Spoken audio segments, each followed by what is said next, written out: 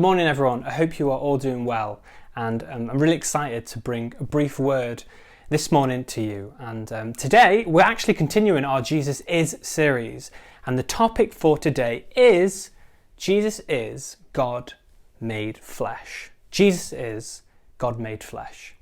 I want to ask you a question today, and I want you to try to imagine with me for a second, what does it mean that Jesus became flesh? What does it mean that Jesus became flesh? What was it like? What was Jesus like as a human? Do you ever think about that question? Maybe you've only ever really thought about Jesus as sat at the right hand of the Father in heaven.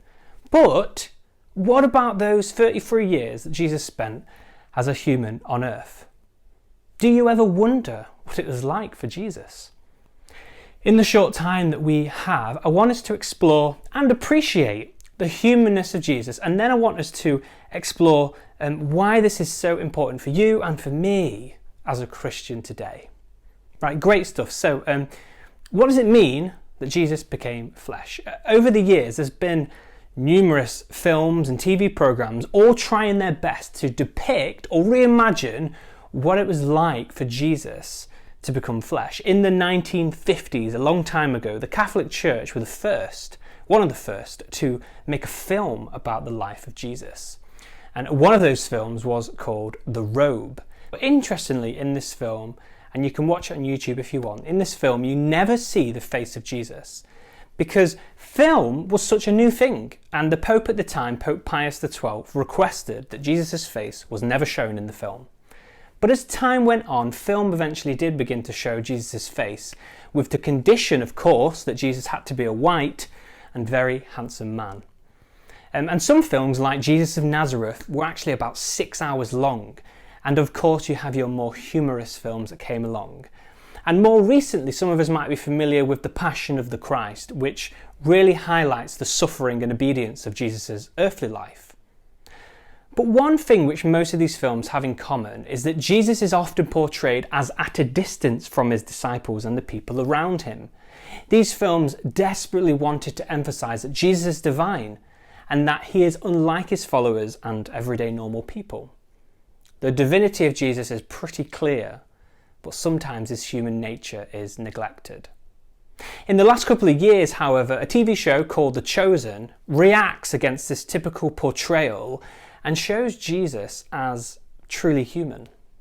Dressing his own wounds, cooking himself a meal before he went to bed, stretching and relieving his aching muscles. It shows him crying, dancing and laughing and hugging his disciples. This is a stark contrast from previous portrayals of Jesus. At the heart of all these films and TV programs about Jesus is an attempt to try to answer that question. What does it mean that Jesus became flesh? What was he like? How human actually was Jesus? Let's look at some scriptures together, and we're going to look at the prologue of John's Gospel, that epic opening chapter, chapter 1, which says this: "In the beginning was the Word, and the Word was with God, and the Word was God. He was with God in the beginning. Through him all things were made. Without him nothing was made that has been made. In him was life, and that life was the light of all mankind." And then verse 14 says, "The Word became flesh and made his dwelling among us." Jesus is the Word, or the Logos of God. In other words, he's the cause of all things and the sustainer of all things. He is God's spoken invitation of eternal life. And this Word took on flesh. In other words, Jesus as the Word entered into the human realm. The word flesh is not a bad thing. In the book of Romans, flesh refers to a way of living your life. But here in John's Gospel, flesh refers to that which is physical. Flesh just means that which is natural or earthly. And so flesh is not bad or evil. Our bodies are flesh, and they're good and holy. They're not bad and they're not sinful. After all, Adam and Eve had fleshly bodies long before sin entered the world. But why does this matter? Because when the Word became flesh, it did not become less, it became more. That might sound odd, but when the Word took on flesh, it added a human nature to an already divine nature. God's divinity does not exclude, but actually includes his humanity. Jesus took on flesh. Jesus took on a body and all that comes with that. Elsewhere, I love the language in 1 John 1 verse 1. It begins with that which was from the beginning, what we've heard, which we have seen with our eyes, which we have looked at, and our hands have actually touched. This we proclaim concerning the word of life. We have touched, right? Seen with our very eyes. In other words, Jesus really is a human. Jesus is not disguised as a human. He's not pretending to be a human. He's not a spirit that hovered around, but Jesus is a human with a divine nature, but nonetheless, flesh and blood. Incarnation is the word people use to describe this event. Jesus became incarnate in our world. But in a sense, Jesus became doubly incarnate. He not only became a man, but he became a Jewish man within a society that was unfamiliar and hostile to Jewish living. And one of the important parts of Jesus being human is that he had to learn. Jesus learned. Luke 3:23 says that Jesus was about 30 when he started his public ministry, which lasted 3 years. That means that Jesus' public ministry, and most of what we know about him, was quite brief in comparison to his first 30 years, of which we know little about. Do you ever wonder, what was Jesus doing all this time? Most scholars believe that for many years Jesus was actually a disciple of John the Baptist, learning and being trained by him. We see that from an early age that Jesus had a thirst for learning. In Luke chapter 2, Jesus went to celebrate the Passover festival in Jerusalem with his parents. They probably did this once a year. But in one particular year, when Jesus had reached that adult age of 12, he felt drawn to enter the Jerusalem temple, the heart of Judaism, without parental supervision. Well, earthly parental supervision. Eventually, his parents actually found Jesus, and we read this. After 3 days, they found him in the temple courts, sitting among teachers, listening to them and asking them questions. Everyone who heard him was amazed at his understanding and his answers. At the remarkable age of just 12, Jesus was in the temple asking questions of the teachers and rabbis, not knowing that one day his own questions would stun them. And it says that the teachers in the temple were amazed at Jesus' understanding and insight. Interestingly, Jesus is not teaching them, not yet anyway, but he is described as sitting and listening. Jesus was learning. You see, even Jesus had to learn. Luke chapter 2 ends by saying that Jesus grew in wisdom, in stature, and in favour with God and man. In other words, just as Jesus grew naturally in his height, so too did his understanding and insight. The book of Hebrews has similar language. It says that Jesus learned obedience through what he suffered, through temptations, through verbal abuse, and through physical suffering. Jesus learned from all of these experiences about what obedience entailed and looked like. Also, before beginning his public ministry at 30, Jesus had already established a habit of prayer, solitude, and fasting. Before he began his public ministry, we read that Jesus fasted for a month and a half. Now, you don't just attempt a 40-day fast, but it's probably likely that Jesus had built up to this moment, having already established a life of prayer and fasting. You see, all of his training and preparation meant that when it came to the work of ministry, Jesus didn't snap, he didn't lose his patience, he didn't sin, but he was ready. And Jesus continued to live a life of prayer, frequently getting up before it was light and going to desolate places to pray. You see, when Jesus eventually began his ministry at 30, he didn't have to fake it, he didn't have to perform, he didn't have to pretend or be disingenuous. Instead, Jesus had prepared for this very moment. He had read and he'd learnt the scriptures, he'd prayed and he fasted. He did all of this because he was a human, and so he could fulfill his ministry and calling. You see, it's so important that we don't just forget about the humanity of Jesus. While Jesus teaches us to be like God, we often forget that Jesus actually wants to teach us how to be human and what it looks like to live a human life. Because Jesus wants to show you and me how to truly be human. He hasn't come to do away with our humanness. He's actually come to show you how to do it properly. He wants to bring restoration and allow you to become who you were originally meant to be. Jesus becoming flesh and living a human life is important because it's meant to model a whole life of discipleship, one that we can all imitate. As followers of Jesus then, our goal in life is to live as Jesus lived. All of his life, not just simply in on-the-spot moments. We might think that being a Christian means only to make Christian decisions in certain moments. I don't know if you've ever heard of or wore one of these bracelets. The What Would Jesus Do bracelets were a big hit in the 1990s. And I'm sure many of us wore them and lots of good came from them. They helped people to make moral just choices in the right moments. And they were a great conversation starter. Someone might say, hey, what's that bracelet that you're wearing? And you would say, that's my What Would Jesus Do bracelet. And there you go. A pretty good opportunity to talk about Jesus. However, these bracelets had problems. For example, should I have a Facebook account? Well, what would Jesus do?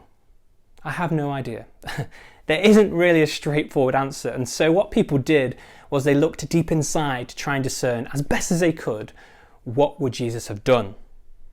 But another problem with these bracelets is that they portray the Christian life as one where being a Christian consists of on-the-spot moments of moral decisions. But being a Christian is far more than looking at a wristband in order to decide whether you should give someone a lift home or not. But when Jesus says, turn the other cheek or go the second mile or give to those who ask, these examples are supposed to illustrate and describe what being a Christian looks like. True Christ-likeness comes at the point where it's difficult not to respond as Jesus would have done in these instances. And so living Christ-like lives will look a lot like learning to live Christ-like lives. And we won't get it right all the time, but as we live life in the realm of the Holy Spirit, look into Jesus, we will grow more and more like him. It sometimes takes time to get to know Jesus as we start to recognize his growing significance in our lives.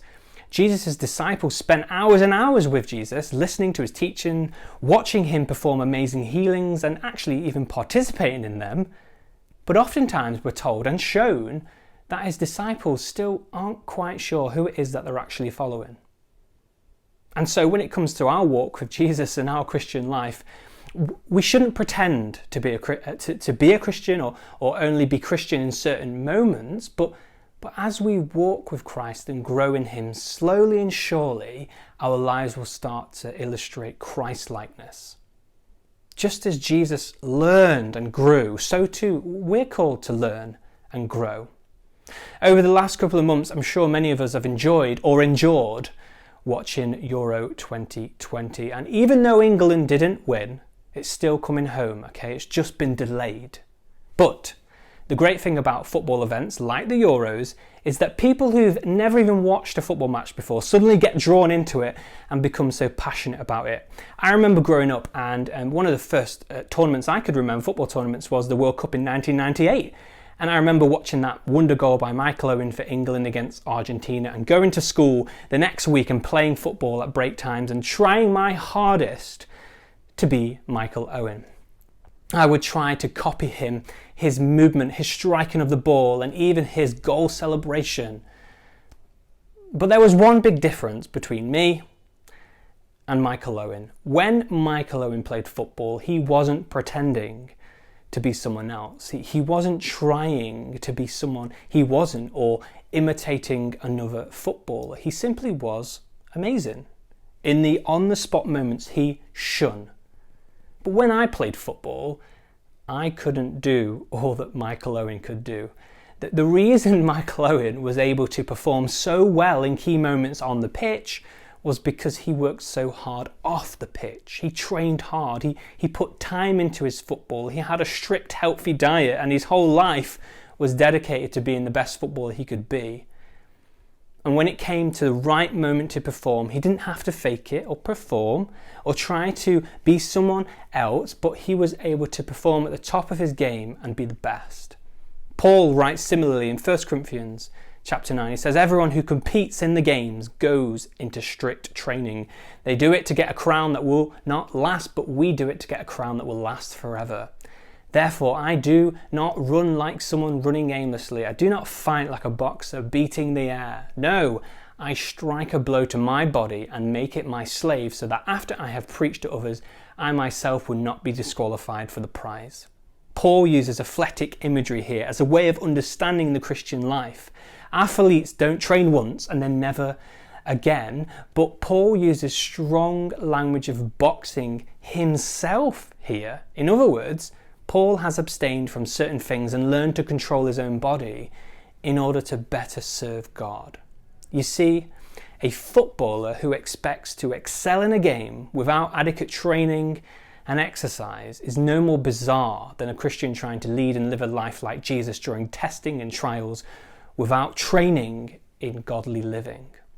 And so just as Jesus became flesh and grew in stature and wisdom and had to learn and prepare himself for the life of ministry, we are also called to live lives following Jesus, abiding in him and learning what it looks like for our whole lives to reflect Christ. In our Connects this week, I want us to reflect on what you've heard here, and I want us to reflect on these 3 questions together. What are the things that hinder our walk with Jesus? What are the things which have helped aid your walk with Jesus? Jesus made spiritual disciplines a habit in his life. What disciplines might we implement in our own lives to help our growth? Thank you and God bless.